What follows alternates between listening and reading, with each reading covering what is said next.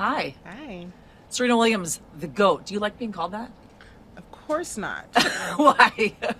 Greatest of all time. Why not? Is it too much pressure? I don't think I have any pressure right now No? or in general. There's a lot of goats out there, and who am I to say that I am? So Yeah. I never really thought about it, whether I liked it or not. It was just, bah. Is that what the sound they make? I don't know.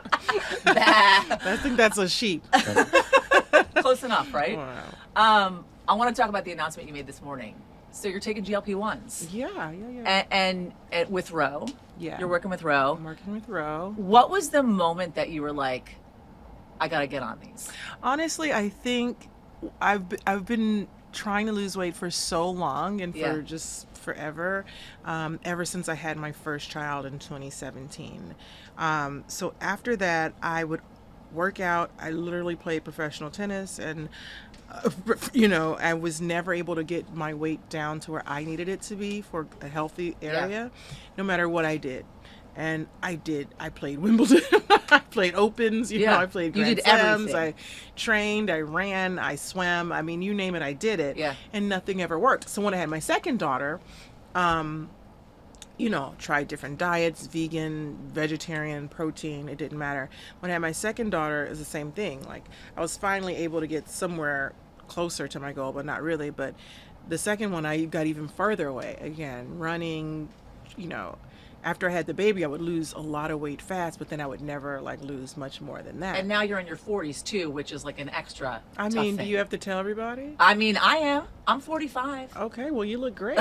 So do you. Thank you. So yeah, and when you get into your 40s, things change. Yeah. And particularly if you have kids, and so it's just like things slow down, things just, I don't know. Anyways, that's a whole different conversation. But all I know is that I was like, my friends were on it. A lot of people that I knew was on it. And then I was like, maybe I should try it. No. And I was like, maybe I should try it. No. And then eventually I was like, I got to try it. I've tried everything else. I approach it like an opponent. Yeah. Because I'm like, I can't beat this opponent, this weight loss opponent. And so let me try something new. And I tried everything. I've checked every box. And this was like the one box I didn't check. And I wanted to check. But then I was like, I'm not going to check it. And then I was like, you know what? I'm going to do it. And so, yeah, it worked out. What was the real change that you immediately saw in your habits that you were like, oh my gosh, this is actually working? So for me, everyone's story is different. Yeah. For me, there wasn't a lot of change in my habits. I'm like probably one of the few people that like pretty much ate the same for a very long time. You were always a healthy eater. I was always a healthy eater. Yeah. I was always working out. I was always running or doing something very physical, as you know. Yeah. Famously, just been my life has always been physical. Yeah. So for me, it was like doing the exact same things, but getting the results. And so that felt good because it was like, oh, I'm finally actually losing weight now that I'm doing the exact same things.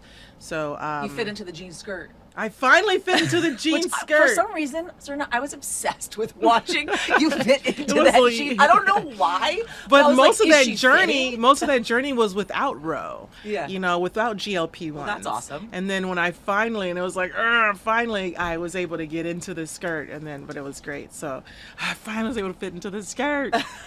Also, I'm like, what took it so long? But it was like no stretch in that skirt either. It's interesting because people have, I know we talked about at the top, like you don't like being called the GOAT, but people look to you and they're like, this is a woman who's a model of fitness, right? She walked out onto the court, one of the few black women that could just dominate in the sport of tennis, right? Along with her sister. And being that person, but now coupled with taking the GLP-1s, there's going to be haters out there, right? There probably already are saying, Serena's now given in to the noise, right? What do you say to that? I don't care about haters. I actually had them my whole life. They can just get in line. Just a long line. How do you not care about haters? Can you help me? Well, I mean, think about my career. I've been like in front of a camera the whole time when reporters would talk bad about you in front of your face or just like, so for me, it's just like I became very just like, I don't know. It doesn't matter.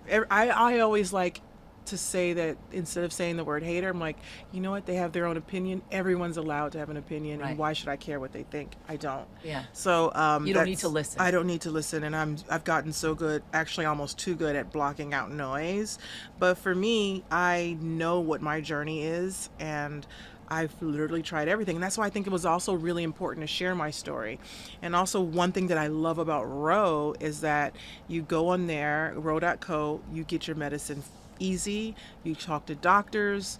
And if you don't really want to go to a doctor, you don't know where to go or where to turn to, and they also check to see if your insurance takes it. So Yeah. there's so many things that they provide that I absolutely love, which really fits with me as a person that, you know, always is in terms of my messaging, and also just it's helped me a lot. It's you got know? it's going to be tough though for some people that are like, listen, maybe I don't even, I don't qualify because of insurance. I can't afford it, right? And they're like, well, how do I do this? How do I look as awesome as Serena? You know, how do I get there? You have right? to just start. Like, that's why I love Ro.co, because they do take a lot of different insurances, and so Yeah. you just have to check and see. I can't answer the rest of that, but I do know that you just have to, you know, continue on the journey, and that's why I love talking about it. Yeah. Because it takes away the stigmatism. It also opens up the medicine for more people. We Yeah. hope. So we just hope to just, you know, continue on that journey. You feeling more confident now? If you I feel lacked better. confidence then, no, by the way? no. You know, everyone can lack confidence. You never know what happens behind Yeah. closed doors. Yeah. But I feel lighter. I feel more confident. It's hard to describe, but I've always been, you know, happier is an interesting word, but you do feel in a way happier, but in a different way. It's hard Yeah. to describe. But you just, and also, by the way, a lot healthier. Yeah. And that's the one thing that stands out the most is the health aspect. You look incredible. Thank you. I'm happy that you said you don't know what happens behind closed doors. So, you know, I'm new to the podcast world too. I've been on TV for a long time, but I'm new to the podcast world. And one of the coolest things about podcasting is that I get to share more about myself and have more intense conversations, like more in-depth conversations, right? Versus like 3 minutes on TV. And you're starting a podcast. Yeah. Stockton Street, which is where you Stockton grew up Street. in Compton. Yeah, so that's the street that we grew up on Yeah. in Compton. Understand they changed the name of the street now. But By the way, Kevin Costner and Dre are both from Compton, which is crazy. we all I mean, of know course, about Dre. Dr. Dre, Yeah. but a lot of people don't know No. that Kevin Costner is from Compton. No, it doesn't So make he's sense. like the original, Yeah. and then Dre, and Yeah. then, you know, Yeah. And a few you. other people, and then us. Yes. So what's the podcast about? What do you want to put out there? Because you say things happen behind closed doors, Yeah, right? That yeah. people don't know about. What are kind of the misconceptions? What are the things that people think about Serena and Venus that you feel like you guys are going to be able to share on the podcast? Well, I think, like you said, it's just really having great open conversations, and it's not just about us getting in front of a mic and telling our stories Yeah. and like, oh, I remember when this happened back in 1842 or whatever. Yeah. So Oh. that's not like You're not kind that of what old. it. Yeah. Well, you never know. That's kind of not. That's not what we want to do. We want to Yeah. just talk about things that are in pop culture. We want to talk about sport. We want to talk about lifestyle. We Yeah. both love fashion. We both love design, and we all want to kind of bring it together through that. The lens of, you know, what we kind of started with, which is sport. Yeah. And so there's so many interesting things also happening in women and women's sport that I think we can talk about, and I invest in all that type of stuff. So, I mean, the conversations are literally endless. We have a plethora of things that we can just talk about, and so that's what we plan on doing. You know, so I played college tennis. Oh, nice. Division One. No. Okay, well, that's good too. That's good too. But I was pretty good. Okay. I mean, obviously, but not obviously. But I say this because, you know, you've been someone that I've been looking at the whole time in your tennis career. And I always think about what it was like to be you walking out to that court, right? And seeing people, those eyes on you, knowing that you were kind of a rarity in the crowd, knowing that there were the haters, right, that were hoping you failed. What is it in you that kind of distinguishes you from the rest? That not only did you show up to the Open, not only did you show up to Wimbledon, not only did you show up on the court, but you dominated. What is it in you think that has helped you Well, do that? I think that kind of why this whole story of being on GLP-1s with Ro makes sense to me, because I did show up. I did dominate. I did Yeah. know what to do to be the best. And I did that my whole career. And nobody worked harder than me. I never really talked about what I did because I didn't want anyone ever to know how hard I worked. Because I didn't want anyone to copy me and do the same thing. And like, oh, they know the secrets. But that was kind of how I felt with my journey. I did everything, and I know that I don't take shortcuts. I know how to work hard, harder than anyone, what to do, and it didn't work. Everything I did didn't work for me. But yeah, so I kind of got lost, but I hopefully I answered your question. No, but you have this ability to, you'd have like moments in which you lost a match, right? But you would, I mean, tennis is all about a head but also game. tennis is also like there's a game every week. If you lose this week, you got to pull yourself together fast. You have to. There's another game next Yeah. week, and you could possibly play the exact same person. So figure it out now, Yeah. and move. Yeah. So that's kind of how tennis is, which is also very helpful in life. Yeah. Yeah. Super helpful because it's all Yeah. about resilience, right? Yeah, it's Yeah. a lot about. Would you say resilience. you're a resilient person? I always thought I was. Until? What do you mean, thought? No, I just. Okay, I've you always do. thought I was a Okay. resilient individual. I'm like, did something change? Can I do rapid fire? And then I know we got to wrap. Okay, ready? What's your go-to breakfast food? I hate breakfast. You don't eat breakfast? I've always never ate breakfast. Really? Ever.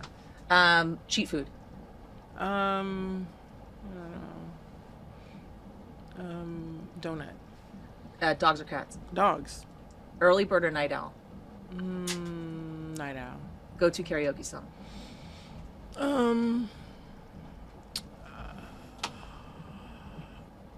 Oh my God, I don't know. Oh my God. Mine is Salt and Pepper Shoop. Dre? What? No. Empire State of Mind. We thank you for watching, and remember, stay updated on breaking news and top stories on the NBC News app or watch live on our YouTube channel.